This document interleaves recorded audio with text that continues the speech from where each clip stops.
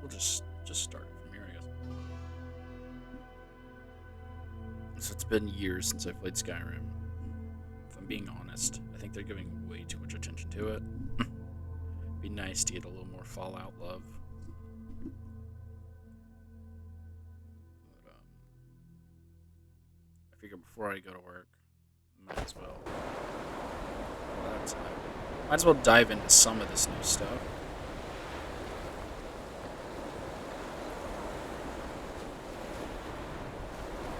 A loud sandstorm.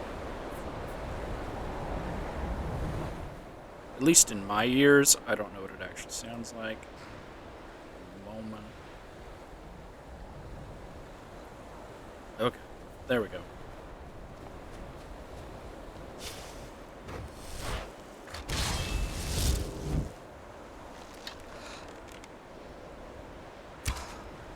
Be careful. Did that just fly through him?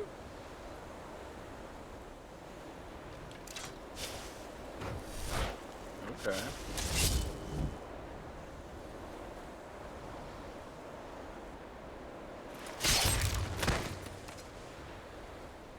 Alright. So I'm just playing as like my most recent saved character, which is a Kwa Ale Stormcaller. She is a forsworn exile.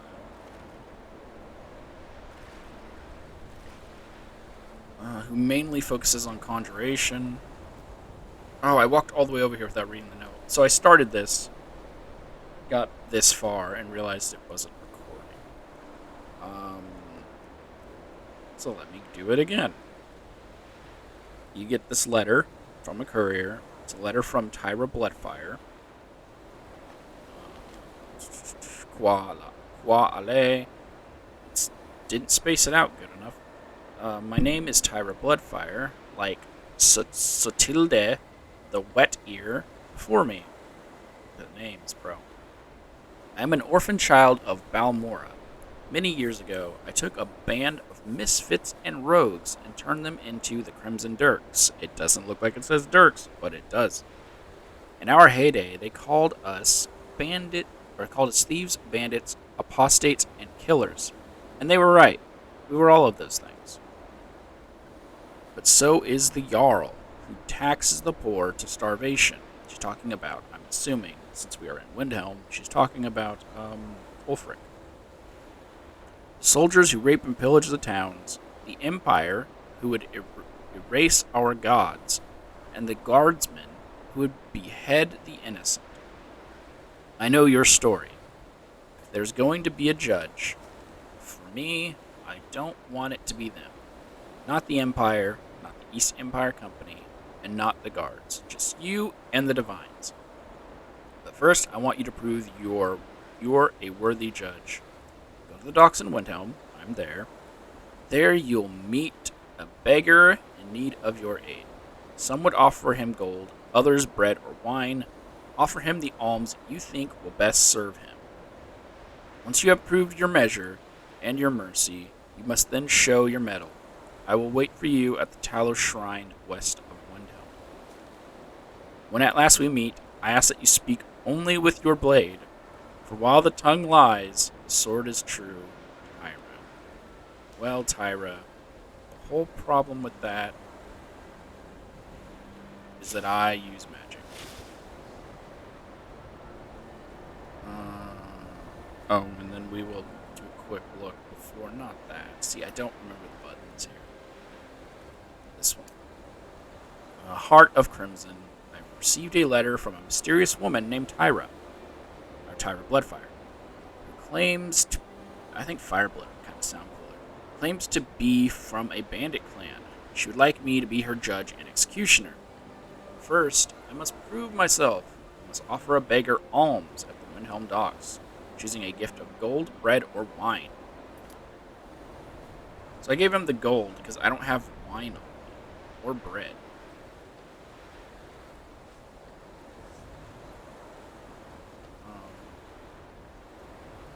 One of the guards said he saw a mage appear out of thin air.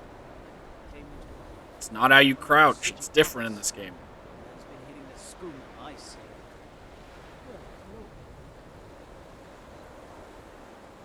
Stop looking at me, beggar.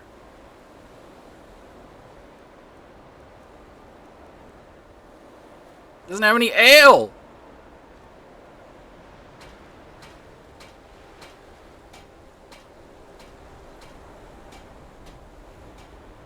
We're one of the same kind, you and I. I'm That's glad cool. to have met Can you just turn around?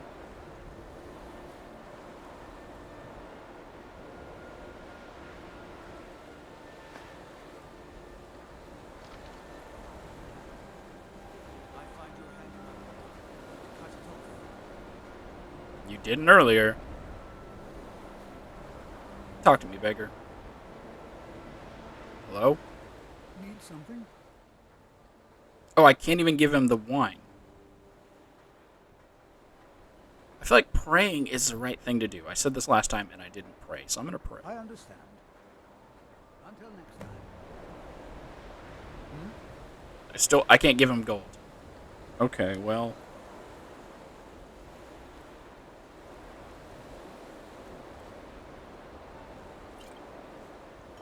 That's for you. Don't get caught.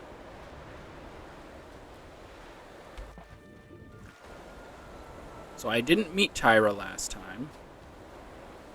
I walked all the way up to her, realized it wasn't recording. Well, I didn't even walk up to her. I walked towards her, realized it wasn't recording, and immediately quick loaded. So. You know what? I bet you had ale on you. You didn't. Just a note and some poison.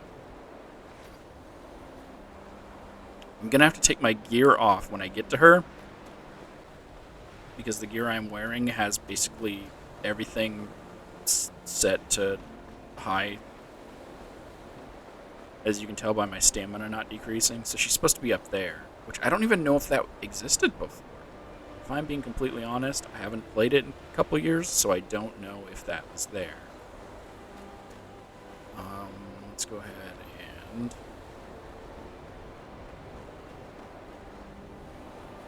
I don't even know how to get up there, so this is as far as I got. I think it's this. Yes.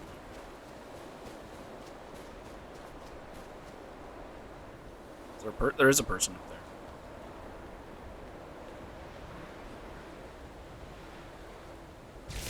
Oh, because they didn't get a voice actor. That's why she doesn't talk to you.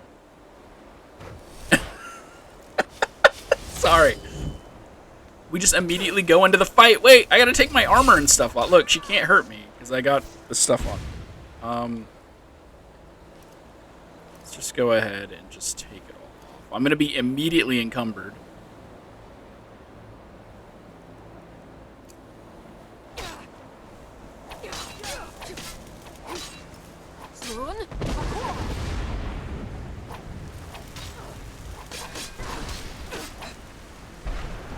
And I don't have an ability to block because I think it's not my bow.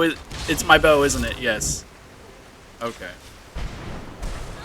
Wait, where did my... Why did it... Sure. It put away my other, my thing.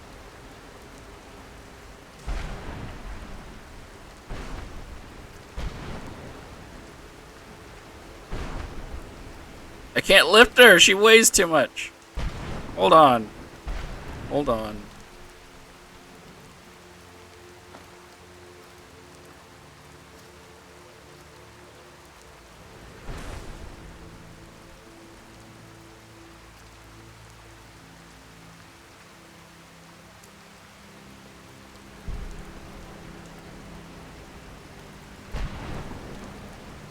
Come on.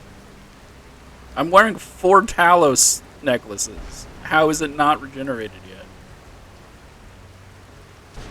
Actually, I'm probably not wearing 4. No, I'm wearing 4.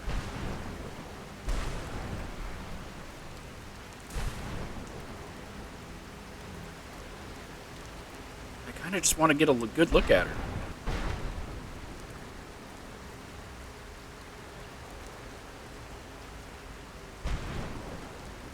But it's not picking her up correctly.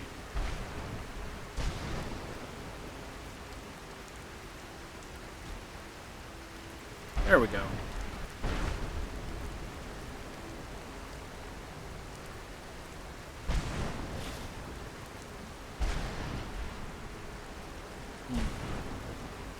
I would really like to turn my storm off, please. I wasn't expecting to still be powerful without my armor on. Or maybe she's just weak. Well, alright, it wants me to... Hold on, what does it say? Just retrieve armor. I received a letter from a mysterious woman, blah, blah, blah. She would like me to be her judge and executioner, but first I must prove myself. After defeating her in single combat, I can now retrieve her armor. Got it.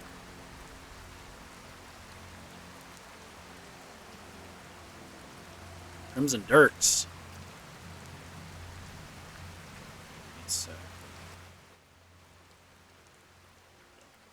Crimson Dirks, Book 1, by Gathers the Coin. Wonder what race he is. Tyra Bloodfire didn't want just any crew. Bandits never built great houses. They had no structure, organization, nor legacy.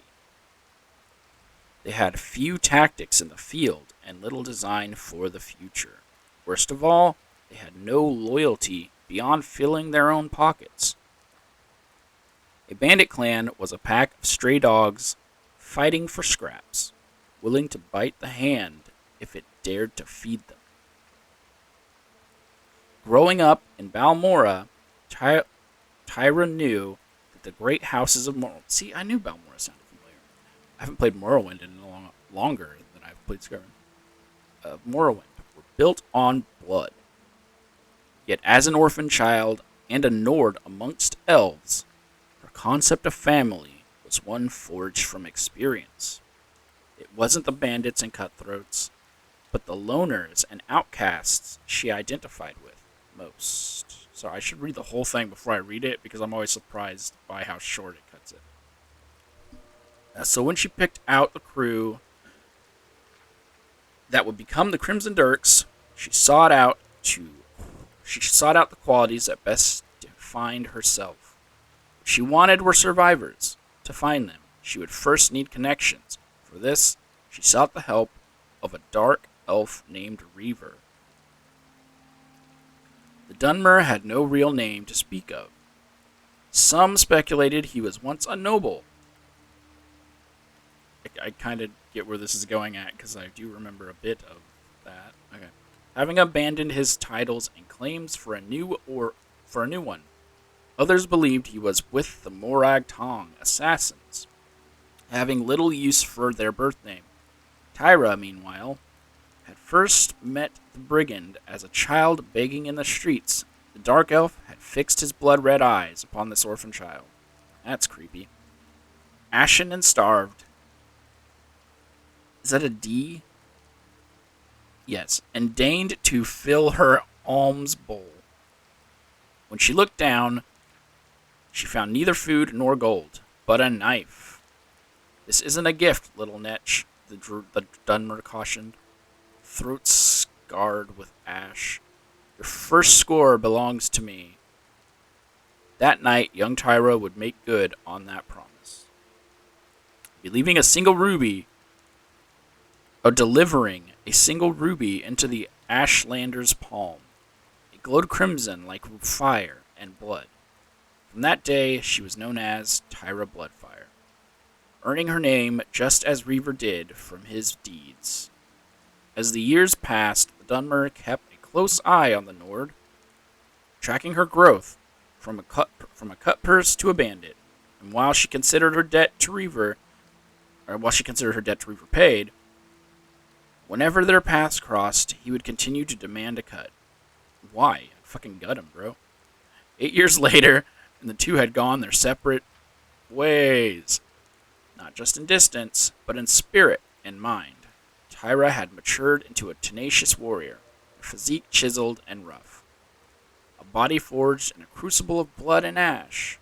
Reaver, on the other hand, had grown fat and lazy. See? Content to skim off the labor of his subordinates while he spent his days in quiet repose. I'm guessing I gotta go hunt him down and kill him. Because she was probably thrown under the bus while he's living the high life.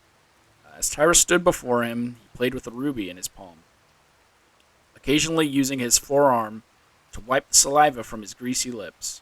While Tyra recognized the gem almost immediately, Dark Elf bared little resemblance to the vicious killer she once knew. Either that or she killed him and that's why she was being pursued by the law. Perhaps it was Cyrodiil that changed him.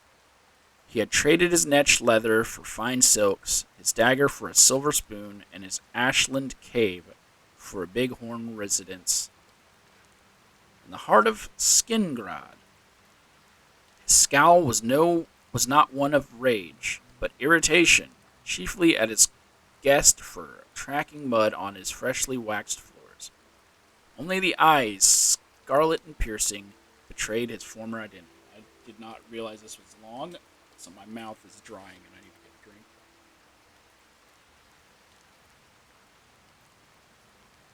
drink. I'm new to Cyrodiil, she said, placing a bag of gold on the table as teeth. I don't know how to pronounce it. I know what it means, but I'm assuming it's tithe. And I need a crew. The Dunner beckoned a servant to hand him the gold. It was right in front of you, bro. As he could no longer be bothered to reach for it, he examined the bag briefly to judge its weight, before shooing the servant and the gold aside. Tyra wondered if she had been better served filling the bag with cakes. I will help you find these men, the Dunmer croaked, finger rapping the table. But remember, little Netch, your first score belongs to me. Of men who fit her requirements, there were 3. Azrael, the high elf hunter, had grown up in an orphanage. Is that a D? I can't tell when they do the D's. Deladius, or Palladius, I don't know, was a former guardsman, dismissed for beating a pickpocket to death. Okay, and Antonius was a hedge mage. Is that a hedge? A hedge mage who spent more time at the tavern than the guild. There were still others she wanted before the crew could be whole. She wanted a blacksmith to forge arms, and muscle to wield it. She wanted a thief who could stalk their prey in the shadows, and assassins to slit their throats. She wanted scouts to glean information, and sharp minds to decipher their code. And she was willing to travel the breadth of Tamriel to find them. But for this first job, 3 was more than enough. 1 was all she needed. After all, she had already cased the building, having been invited as a guest. She had seen the servant girl deposit the gold in the next room. Is it him? She's robbing him. Where was I? And the piles of riches scattered throughout the house. And she had watched as their plump worker of an owner knew it, lost his edge and taste for the work. For it was the Reaver and his riches that they would come for first. How did I know? A week later, the 3 sealed their pact in blood. Azrael, and I think that's a P because it looks like it goes down past. So, Azrael and Palladius, being trained workers, made quick work of the guards. Antonius dispelled the servants with his magic, and together the crew filled the wagons with their spoils. Why not just take over? Kill him and take over. Before all that was done, Tyra first found the once fearsome Reaver in his bedchambers, helpless to stop what his greed had ordained. In the shadow of the lantern's light, the Nord approached him with arms extended. In one hand was the bag of gold she had given him the week prior, and the other was the knife he had placed in her alms bowl so many years ago. I want you to have this, Reaver said, placing the ruby on the nightstand beside him. Tyra, for her part, never said a word. I was always a Reaver, the Dark Elf continued. I used to have a proper name, Kazival. They called me, funny story, there's a Dunmer boy, peddling for alms outside the 2 sisters' lodge with the same name. Upon hearing his words, Tyra's eyes met Reaver's for the last time. Standing over him, as he once did her, that was a P. Okay, perhaps in that moment, another deal was made. Understood, but left unspoken. Seconds later, she plunged the knife into his heart. When it was done, Tyra wiped the bloodstained Dirk. Oh, because Dirk is a dagger. That makes more sense. Bloodstained Dirk on the bed sheet and picked up the ruby from the nightstand. In the hours that passed, the crew sacked the place clean, all save the bag of gold, which she left next to her former employer's corpse. First score, after all, belonged to him. The rest she took for herself. Thought it was going to end with her giving the ruby to the little boy, but okay. And there's that.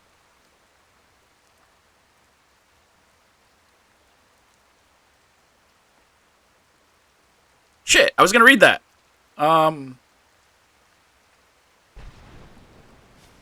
My thing has still not come back, meaning I can't shout to the heavens. Okay. Let's see here. First off, I'm sorry about the tests. It was one test, but sure. My hope was that it'd give me a window into your mind and bring comfort to mine. You chose to pray for the beggar. How does she know? She couldn't see me. Putting your faith in the divines. After all, maybe it isn't food or water people need, but hope, something greater than themselves. The world is not a place where hope alone will save you. My advice to you is to seize your destiny. Don't wait for an idle god. Then you'll be a worthy judge and executioner for your enemies, just as you were for me. Lastly, to the ones I knew in life, don't mourn my death. As one of you once told me, when all you do is look to the past, it's time to close the book on one's future. I do so on my own terms. Goodbye. Well, on my terms. You were shocked to death. And I will be taking this armor. And you will be now wearing... Oh, and your ruby.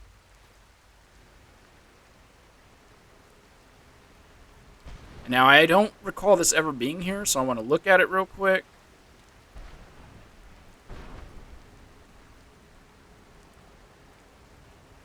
The Talos mistake. God, look at the damage on that, because it's taking into consideration my,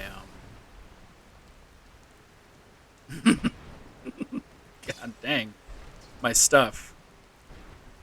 Okay. Put that armor on. So I went out and got new Forsworn armor, but I didn't have the time to God, that's not how you do it. That's not how you do it either. That's how you do it. But you can't zoom out, so it doesn't really matter now, does it? Yeah, I guess it looks nice. Too bad I can't zoom out to look at it. And too bad I can't call the storm off.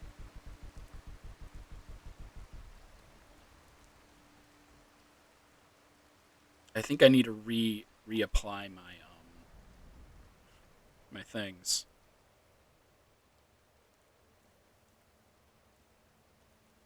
So that I can once again... Because look, it's showing that I'm wearing 4.